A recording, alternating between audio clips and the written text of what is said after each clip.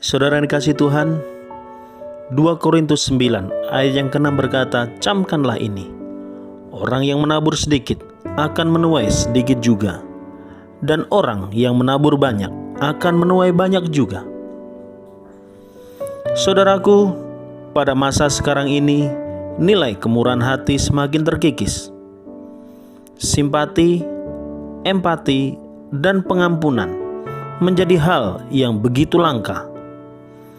Tetapi sebagai anak-anak Tuhan, janganlah kita menjadi serupa dengan dunia, melainkan sama seperti Kristus, Sang Dermawan yang murah hati.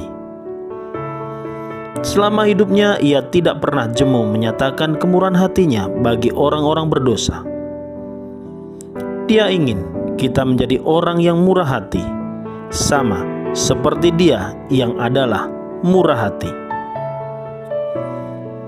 Mungkin saudara bertanya, bagaimana caranya agar kita memiliki sikap hidup dermawan yang suka memberi, sedangkan kita juga memiliki banyak kebutuhan yang harus dipenuhi, sedangkan pendapatan kita terbatas. Perhatikan saudara yang kasih Tuhan, bahwa cara kita berpikir akan terlihat pada kehidupan kita. Jika sikap hati kita miskin dan cara berpikir kita sempit, maka akan sulit bagi kita untuk bisa bermurah hati dan suka memberi. Karena itu, kita harus merubah sikap hati yang ada agar kita diberkati, sehingga kita bisa menjadi orang yang bermurah hati dengan memberkati orang lain. Perhatikan firman Tuhan di dalam Lukas 6 ayat yang ke-38. "Berilah dan kamu akan diberi, suatu takaran yang baik, yang dipadatkan, yang digoncang, dan yang tumpah keluar akan dicurahkan ke dalam ribaanmu. Sebab ukuran yang kamu pakai untuk mengukur akan diukurkan kepadamu." Jadi ketika kita memberi sesuatu, maka kita juga akan diberi. Kemurahan atau kedermawanan seperti ini bukan hanya berbicara soal uang, tetapi juga membagikan waktu, pengalaman, nasihat, motivasi, memberikan pujian, mengampuni, serta rajin berterima kasih di saat dilayani, sehingga bisa membuat orang lain menjadi orang yang lebih baik dari sebelumnya.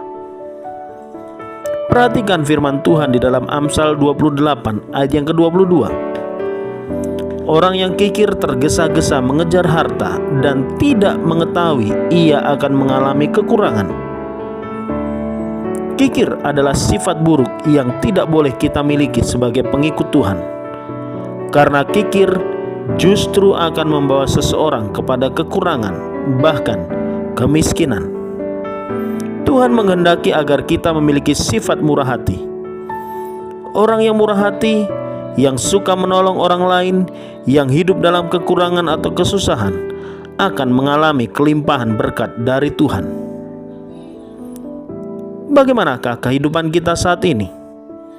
Apakah kita orang yang bermurah hati atau orang kikir yang tidak mau memberi? Jawaban ada di dalam hati saudara semuanya. Mari kita tundukkan kepala, kita berdoa. Bapa di surga, terima kasih buat hari ini.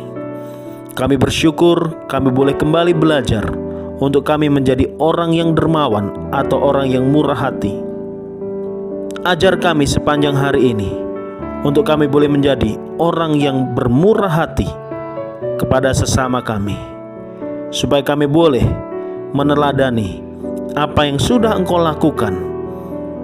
Terima kasih Bapa, terpuji termulia nama-Mu, kekal selama-lamanya. Hanya di dalam nama Tuhan Yesus kami berdoa dan mengucap syukur. Haleluya, haleluya.